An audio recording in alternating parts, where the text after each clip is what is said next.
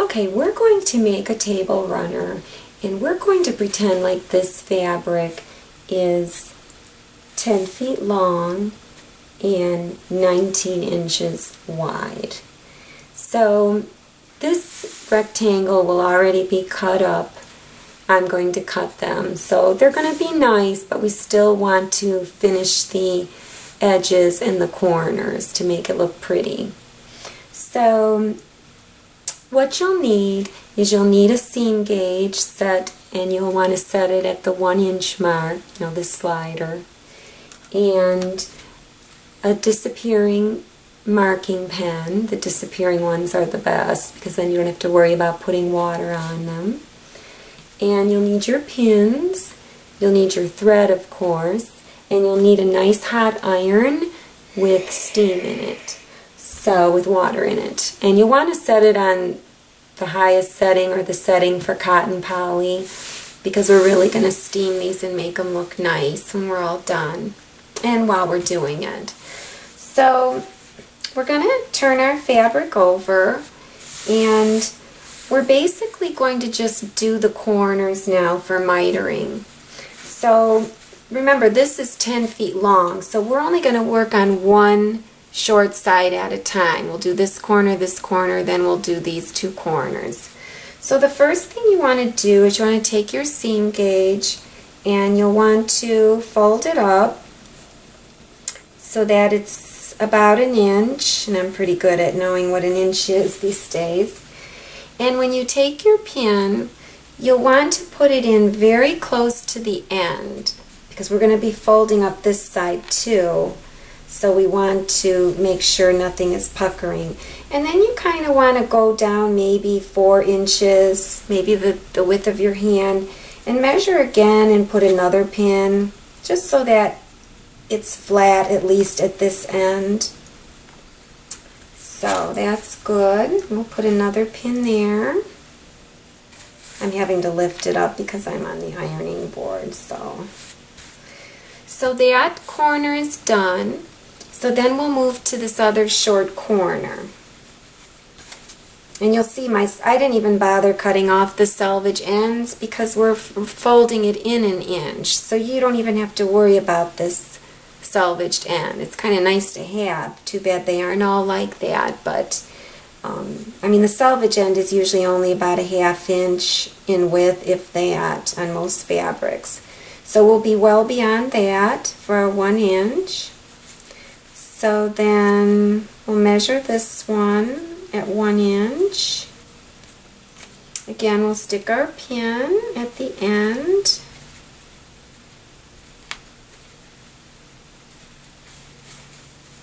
And I really could have put it here first and then there. It probably would have been easier, but it still works. Then we'll put another pin there. Okay, so now we're going to do the same thing with the short side. And now this is not what it's going to look like. This is just so that we can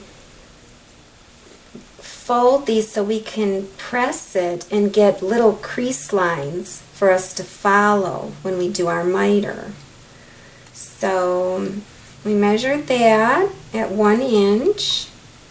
And so as you can see, it's good that I put the pin on the end because nothing is crinkled, and I'm just going to use the same pin, staying as close to the edge as I can because we're going to iron that.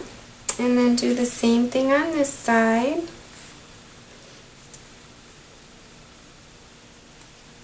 So that's about 1 inch. Probably should have put the pin in the other way. Make it easier. Okay, so now that side is done. And remember, this is a 10-foot long piece, so maybe I just want to go ahead and iron this corner while I've got it up. So go ahead and, since I'm a lefty, I'm going to turn it around. And just kind of steam the end. And of course yours will be a lot bigger, so I'm not ironing the pins, of course, because these are not glass head pins.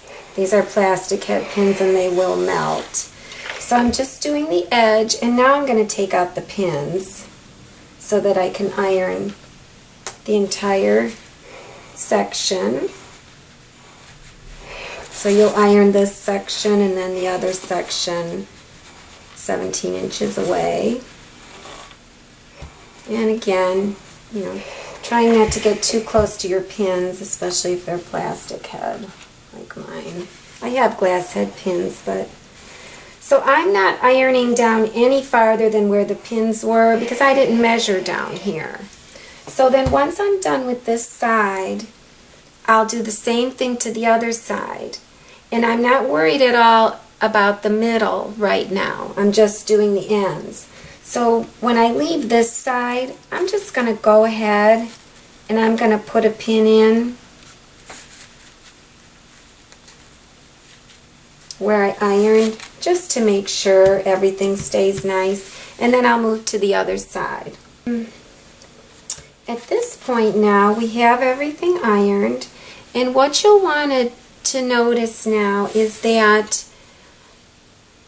when you open this up, so we'll just look at one corner here, and when you open it up, and I am going to have to remove this pin to open it up, you'll see, let's move that up, you'll see that you have a square here, and you'll see that all of these lines, these two lines and these two lines, they all meet at this one point here. And so you'll just want to take your marking pen, and I know I'm not sure about this on the ironing pad, so I'll just put some denim under it. And you're going to want to mark that dot where they intersect.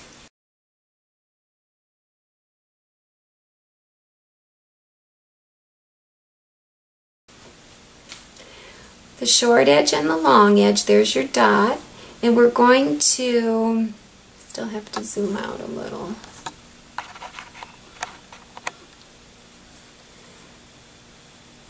There's your dot, here's your short edge, your long edge, and we're going to bring them together so that this crease,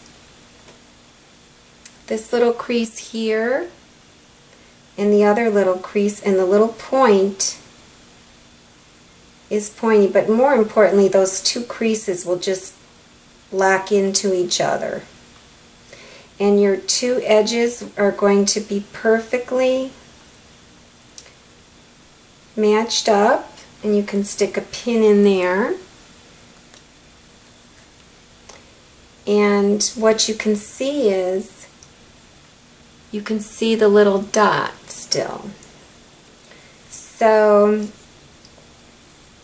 what we have then is we have the fold on top with the dot, and what we're going to do is we're going to put this in the machine just like that, so that this edge is, say, completely horizontal. And we're going to sew from this dot straight down. So if you want, what you can do, I mean, if you have this level and then sew straight down, you're going to be fine. But if you're still worried, you can take your straight edge and you can draw, you know, perpendicular. You can set it up so it's perpendicular. You can set this top line with this fold, show the dot. Maybe I should have done it this way. I don't know if you could see the dot still. And so if this is straight with this, if this is level with this fold, then you can just, and you see the dot, then you can just draw a line with your marking pen and then follow that line.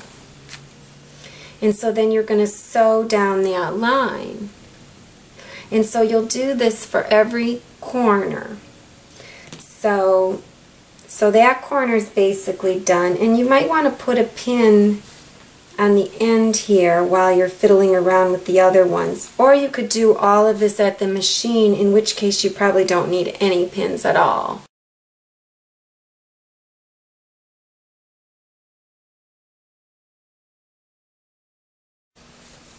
This is one way to mark your stitching line. I think it's actually quicker and easier.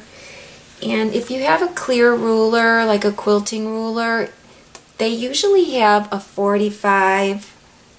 You'll see it says 45 there. They usually have a 45-degree line. So I mark tape on it. I also mark tape on the 1 3/8 line right here. 1 and then 1 2 3/8, because that's the line that we'll use for our 1-inch hem. You'll see in a minute what I mean. So here's this is different fabric. So here is our dot, and what we do is we take the 45 line and we line it up with the straight edge. Either straight edge will work, but we'll line it up with this straight edge. And so here's the 45, and we have to turn it. And when we line it up with that straight edge, and this point here is the point of the white fabric. And so you'll see what happens is there's our dot, so you can still see it. And this is our stitching line right here. So even if you don't have this mark here, you can, and say you're 45, you put it way up there, you can always just drag it down until you see your dot, and until this, well, this, even if you don't have it taped here, you just drag it down until you see your dot. So I'm going to go ahead and draw my line. I usually start at the dot and go out so that I don't ripple the fabric. So there's your line. So then at that point then, you go and you take your right sides together, and you make sure that these two creases lock into each other, and you have your point. Now this one's probably not going to work because this fabric is not square, but so your edges are together,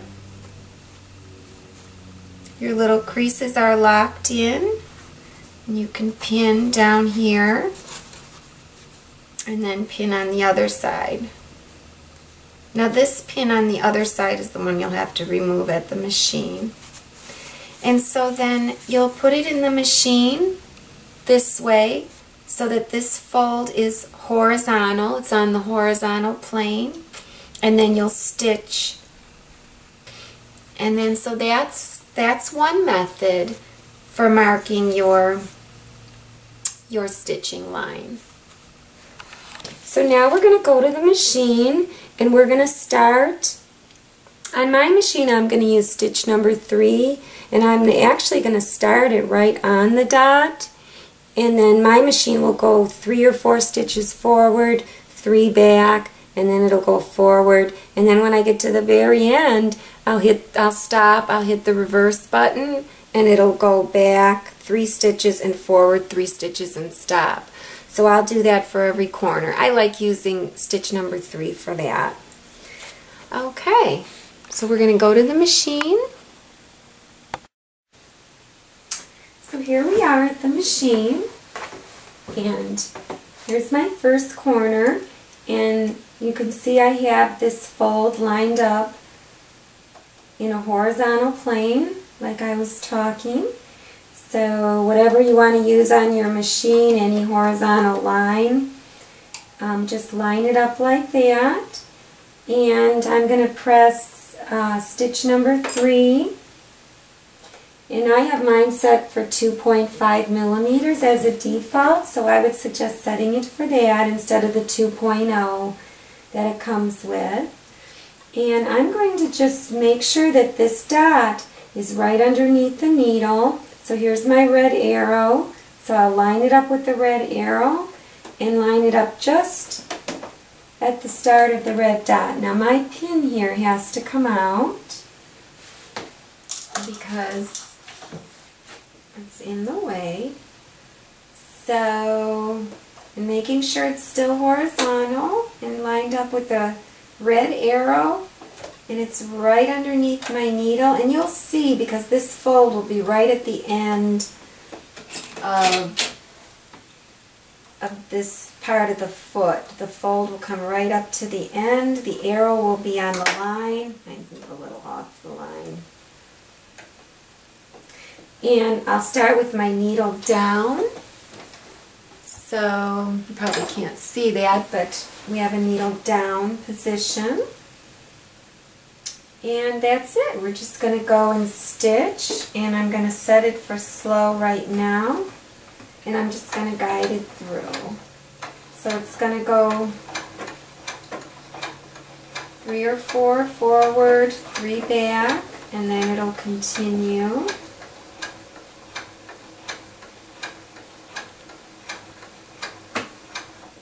So then I'll lift up, I'll hit the reverse button on the machine, and then I'll press my foot again. And so now it's going backwards and then forwards again. That's how it does its locking stitch. And that's it. So then I'll lift that up.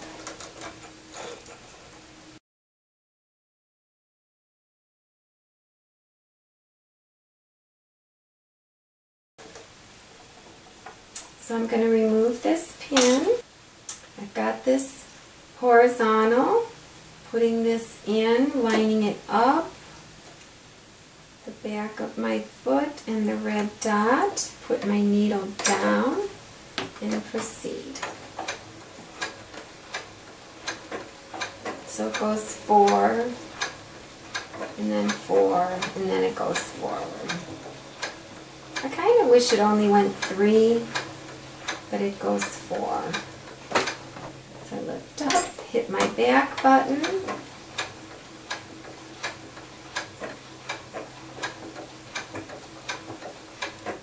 and it stops on its own. Lift it up. So let's go back to the ironing board and we'll turn everything out and iron it.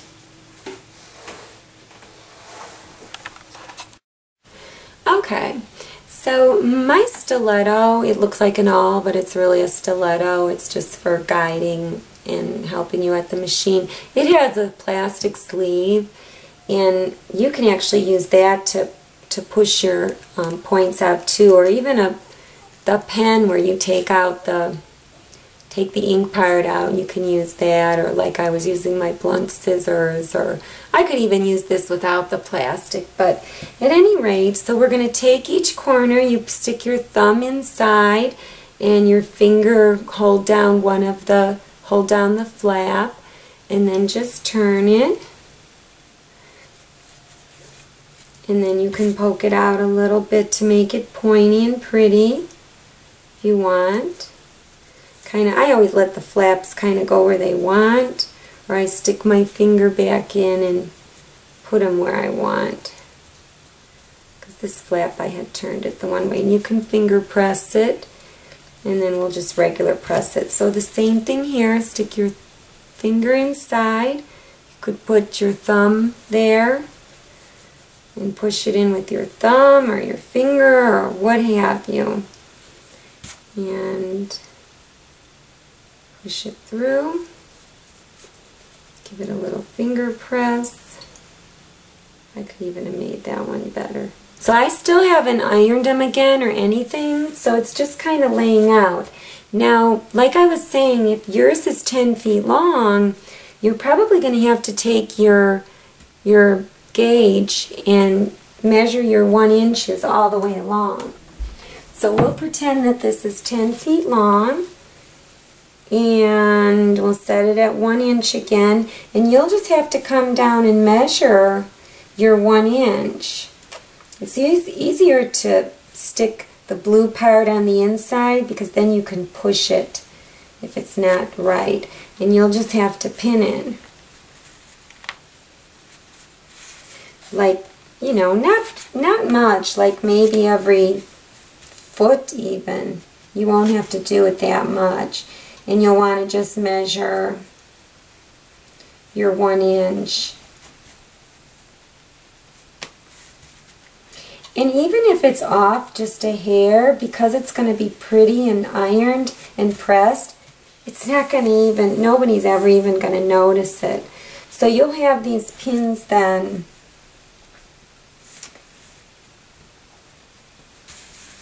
probably every foot. And then what you'll have to do is you'll have to iron in between them and then pull the pins out. And same thing over here on the sides, you'll probably have to have some pins and so on. So all you have to do then is, you know, pin the whole length and then just take your steam iron and gently steam it. Now you don't want to stretch it or press it out of place, and just go in between the pins all the way along. And from what I've read, you really should, when you start your pinning, and I think it's on another video, when you do start your pinning, you really should start your pinning at the corners, because you want to make sure your corners are right. And then start pinning from the corners towards the inside. When you get to the middle, stop. Then start from this corner and pin to the inside. Because you can kind of stretch the inner parts and make them fit. But you can't really stretch your corners because then they'll get out of square. So the corners are important. So then once you've pressed everything in between the pins, then you can go ahead and kind of press, you know, don't pull your iron around and press and stretch everything. Just kind of lay it on there, jiggle it a little. You can lightly press across the top, just kind of pressing.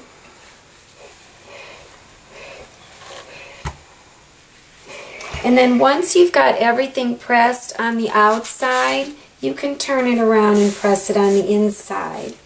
And at this point, to be honest, I would starch it because it's going to look gorgeous when it's starched. And it's going to be crisp and beautiful. And you can actually starch both sides of it. I love starch. And it's going to be so stiff. I mean, you don't even have to sew the hem. So it's nice and crisp. I could have pushed this corner out more. Once you turn it over, you can go back and forth because it's nicely starched now. So there you have it. It's beautiful. And it's going to sit on a table so gorgeously. If you had a white table, your table runner, it'll be beautiful. Oh, this is really not the right width, but it'll be gorgeous. And that's that. You could even sell these after you're done. They're so beautiful.